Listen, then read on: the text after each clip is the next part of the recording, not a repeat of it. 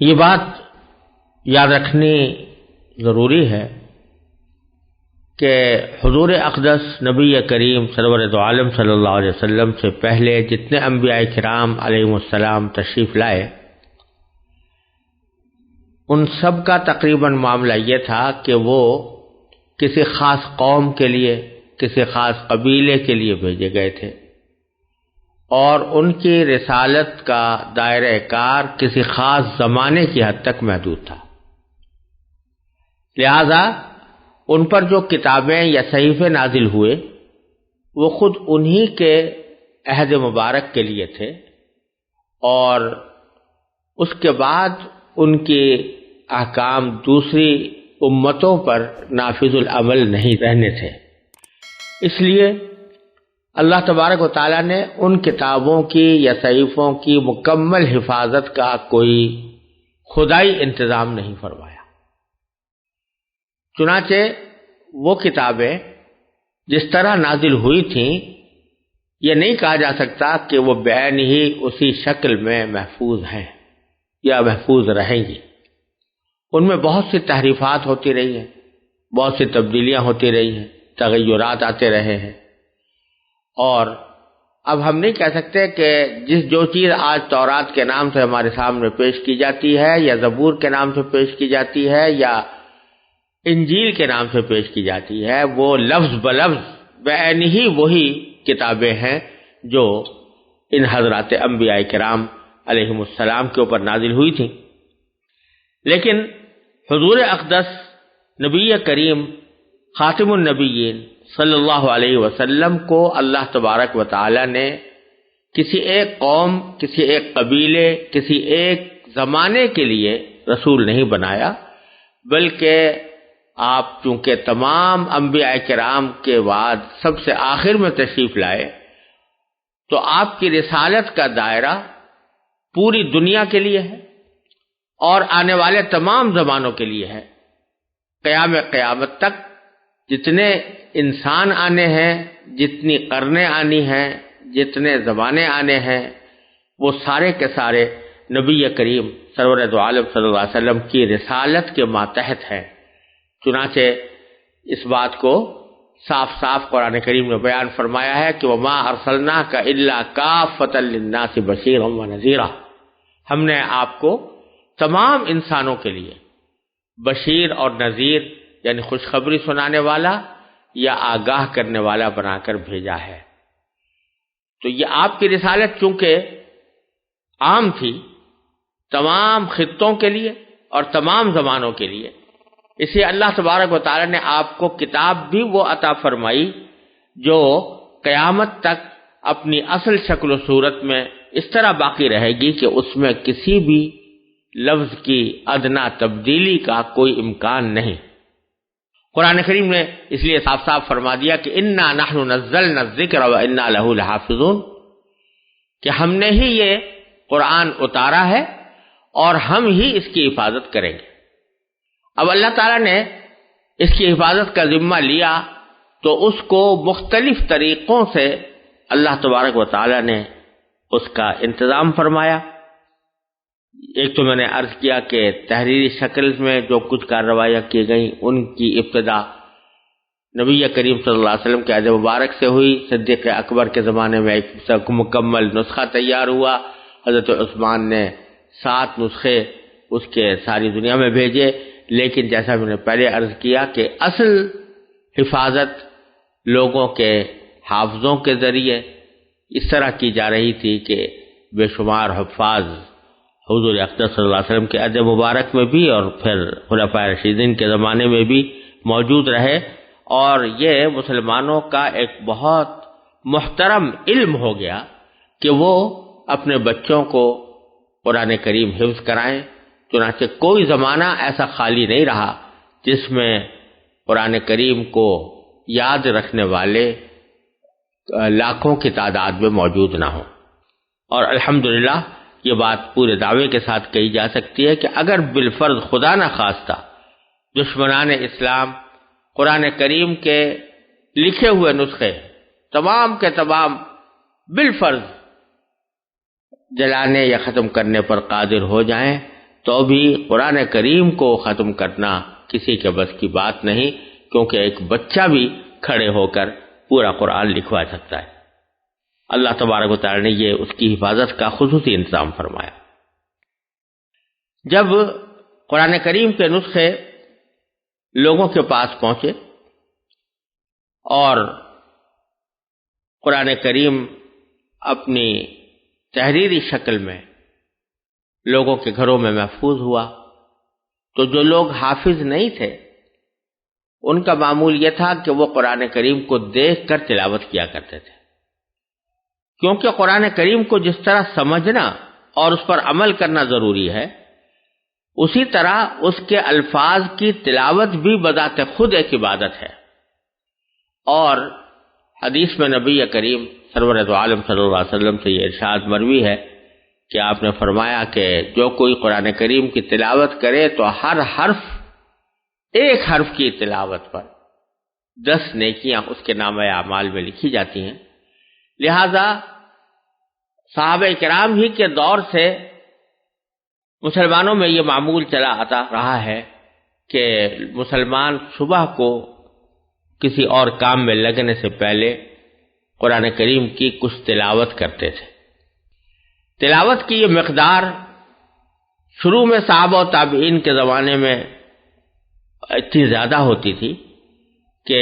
ان حضرات نے تقریباً قرآن کریم کو 7 حصوں میں تقسیم کر کے یہ پروگرام بنایا تھا، اور یہ بلکہ معمول بنایا تھا کہ وہ ہر ہفتے ایک قرآن کریم کی تلاوت مکمل کر لیں۔ چنانچہ اس لحاظ سے انہوں نے قرآن کریم کو 7 حصوں میں تقسیم کیا، ان میں سے ہر حصہ ایک حزب یا ایک منزل کہلاتا ہے۔ آپ حضرات اگر ہمارے قرآن کریم کے چھپے ہوئے نسخوں کو دیکھیں تو جگہ جگہ اس میں حزب لکھا ہوا نظر آئے گا،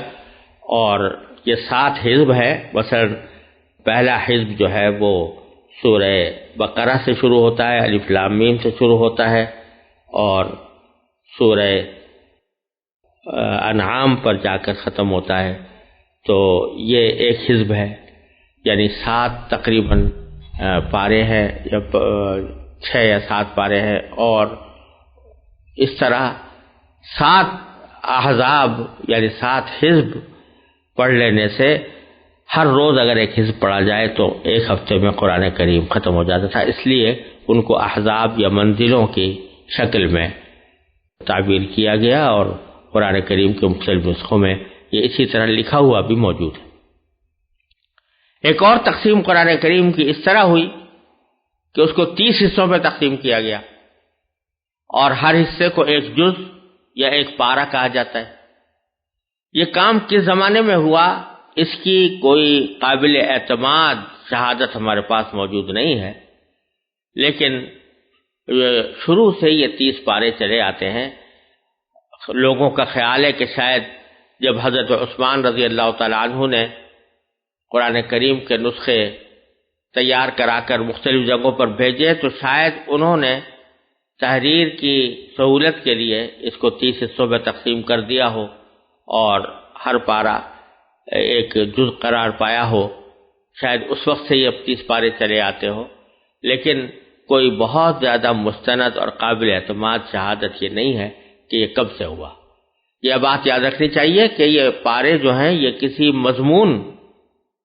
کے حساب سے نہیں بنائے گئے، بلکہ بعض اوقات ایسا ہوتا ہے کہ انتہائی ادھوری بات پر پارہ ختم ہو جاتا ہے اور نیا پارہ شروع ہو جاتا ہے۔ ایک بات کا ایک حصہ پچھلے پارے میں ہے اور دوسرا حصہ دوسرے پارے میں ہے، جیسے کہ مثلا سبحان الذی اسریٰ والا پارہ جو ہے وہ حضرت موسیٰ اور حضرت خضر علیہ السلام کے واقعے کے سلسلے میں ایک واقعہ بیان کیا گیا ہے،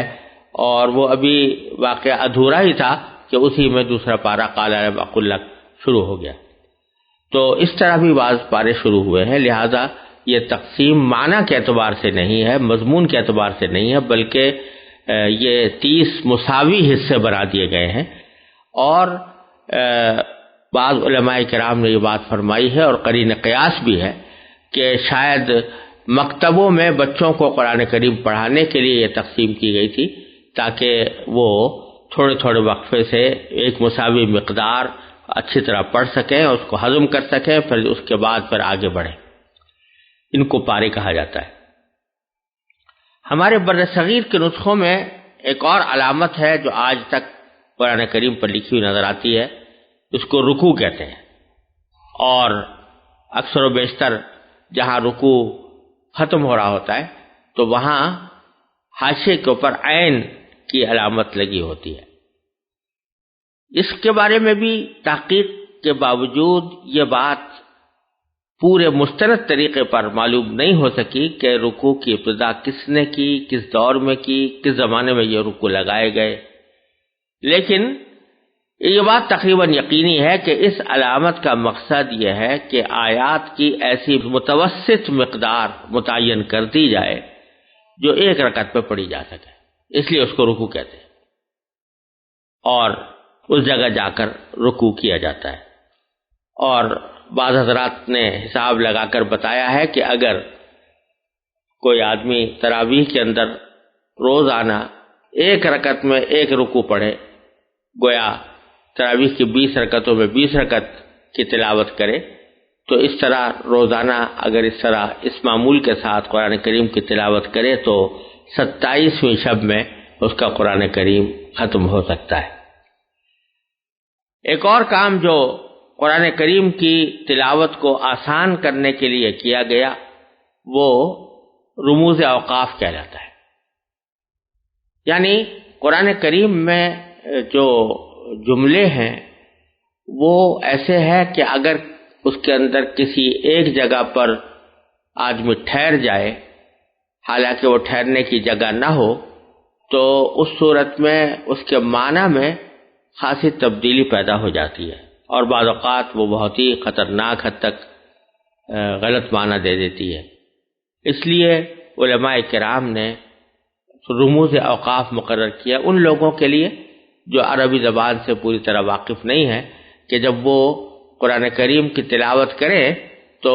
کہاں پر ان کو چاہیے کہ وقف کریں، کہاں چاہیے کہ وقف نہ کریں، کس جگہ وقف کرنا ضروری ہے، کس جگہ وقف نہ کرنا ضروری ہے،